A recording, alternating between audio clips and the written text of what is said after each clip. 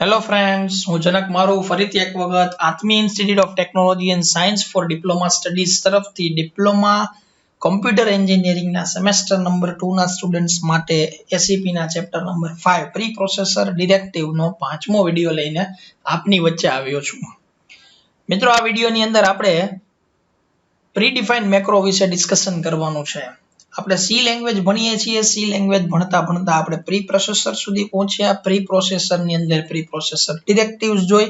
Pre processor ડિરેક્ટિવ્સની અંદર અલગ અલગ ટાઈપની પ્રી પ્રોસેસર ડિરેક્ટિવ્સ જોઈ. એની અંદરથી હવે આપણે પ્રીડિફાઇન્ડ મેક્રો સુધી જવાનું છે. પ્રીડિફાઇન્ડ મેક્રો એટલે મિત્રો આપણે જેવું ફંક્શન ચેપ્ટરની અંદર યુઝર ડિફાઇન્ડ ફંક્શન અને પ્રીડિફાઇન્ડ ફંક્શન, એમાં પ્રીડિફાઇન્ડ ફંક્શન જેવા હતા કે જે યુઝરે ક્રિએટ કરવાની કે ડિક્લેર કરવાની કે ઇનિશિયલાઇઝેશન કરવાની જરૂર નથી. એ પ્રીડિફાઇન અથવા બિલ્ટ ઇન જ્યારે સી કમ્પાઇલર બનેલું છે ત્યારથી ડિફાઇન કરેલા છે. એવી જ રીતે અમુક મેક્રોસ પણ એવા છે કે જે પ્રીડિફાઇન છે, યુઝરે ક્રિએટ કરેલા હોતા નથી. આવા પ્રીડિફાઇન મેક્રો વિશે આપણે ચર્ચા કરવાની છે.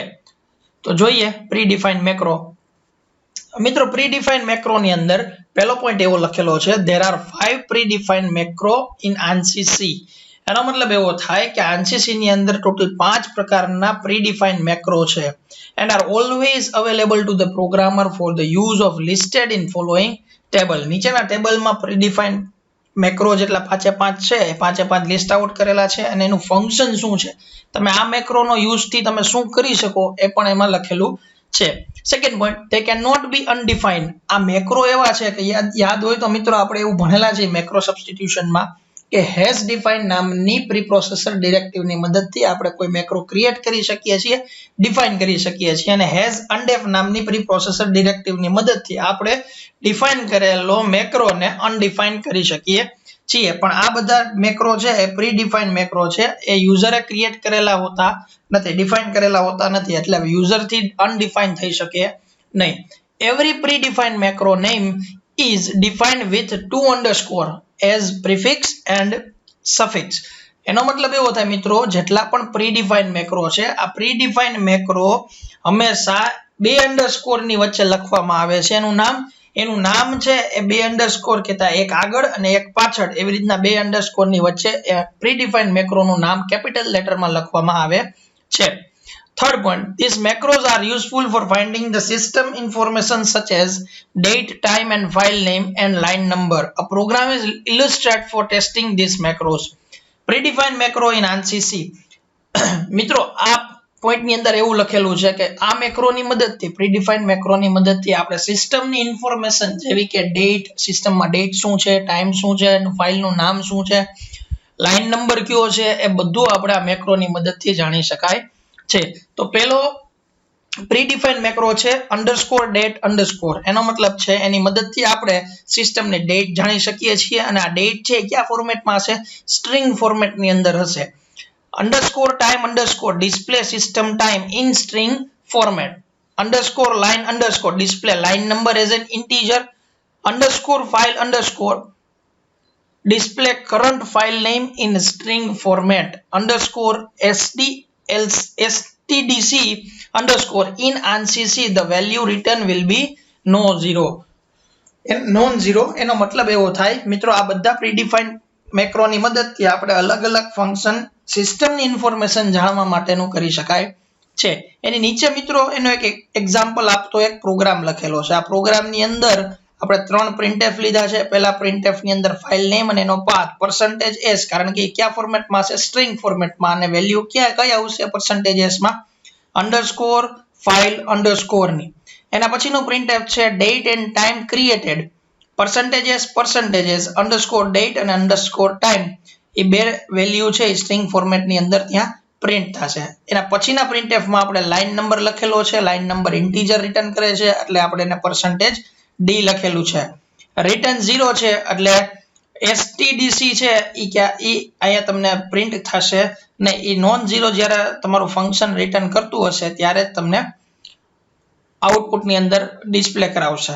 એટલે આ પ્રોગ્રામની અંદર આઉટપુટમાં તમને ફાઇલનું નામ, પાથ, ડેટ, ટાઈમ અને લાઈન નંબર આ બધું પ્રિન્ટ થઈને આવે છે. તો મિત્રો, આ ક્વેશ્ચન છે GTU ની અંદર ખૂબ પૂછાય છે, what is predefined macro, and list out all the predefined macro with their own function and create one program that display the output of predefined macro. મિત્રો આ પ્રોગ્રામ જ્યારે આ ક્વેશ્ચન પૂછાય ત્યારે તમારે લખવો પડે છે. આ ચેપ્ટર ની અંદર ખૂબ જ ઇમ્પોર્ટન્ટ ક્વેશ્ચન છે. અને પછી આ લિસ્ટમાં નથી પણ એક વખત પૂછાયેલો ક્વેશ્ચન છે તો એ આપણે એક વખત ડિસ્કસ કરી લઈએ. List out predefined macro in ctype.h. ctype.h નો મતલબ મિત્રો એવો થાય છે કે C એટલે કેરેક્ટર દેખાડે છે, ટાઈપ અને .h છે એટલે હેડર ફાઇલ છે. મિત્રો ctype.h આપણે કેટલી હેડર ફાઇલ જોઈ ગયા છે અત્યાર સુધીમાં તો કે ભાઈ stdio.h, conio.h, math.h, string.h આવી ફાઇલો જોઈ ગયા છે હેડર ફાઇલમાં. હવે આ નવી એક હેડર ફાઇલ આવી આપણા માટે ctype.h. મિત્રો આ હેડર ફાઇલ ની અંદર પેલો પોઈન્ટ જોઈએ તો header file ctype.h also contain a set of macro. આની અંદર પોતાના મેક્રો બનાવેલા છે. following table list all the macro available in ctype.h header file. તો કયા કયા છે તો નીચે આ ટેબલમાં લખેલા છે. મિત્રો બધા યાદ ન રહે તો કાંઈ વાંધો નથી પણ એટલીસ્ટ આપણને 5 થી 6 એવા મેક્રો છે યાદ રહેવા જોઈશે. તો બહુ ઈઝી છે યાદ રાખવા માટે કારણ કે this macro take an argument of integer type and return an integer. આમાં આર્ગ્યુમેન્ટ છે ઈ લે છે અને એ આર્ગ્યુમેન્ટ છે ઈ તમને રિટર્ન આપશે, ઈ વેલ્યુ રિટર્ન ઇન્ટીજર માં આપશે. તો પહેલો મેક્રો છે is alpha બ્રેકેટમાં d એટલે d તમારે યુઝરે નાખ્યો હશે. યુઝર જે d ની વેલ્યુ નાખશે એ d ની વેલ્યુ લેટર છે તો યસ આવશે એટલે કે 1 આઉટપુટમાં આવશે નકર 0 આવશે. is upper, is lower, is digit, is all num એટલે is letter or digit. મિત્રો આની અંદર એનું ડિસ્ક્રિપ્શન સામે લખેલું છે, તમે સમજશો તો તમને ઈઝીલી સમજાઈ જશે.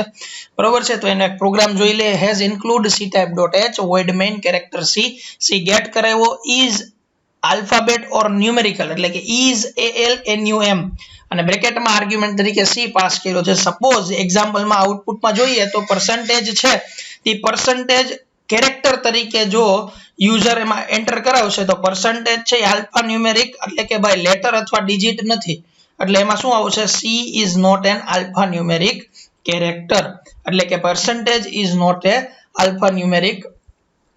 alphanumeric character. તો મિત્રો આ થયો ctype.h predefined macro.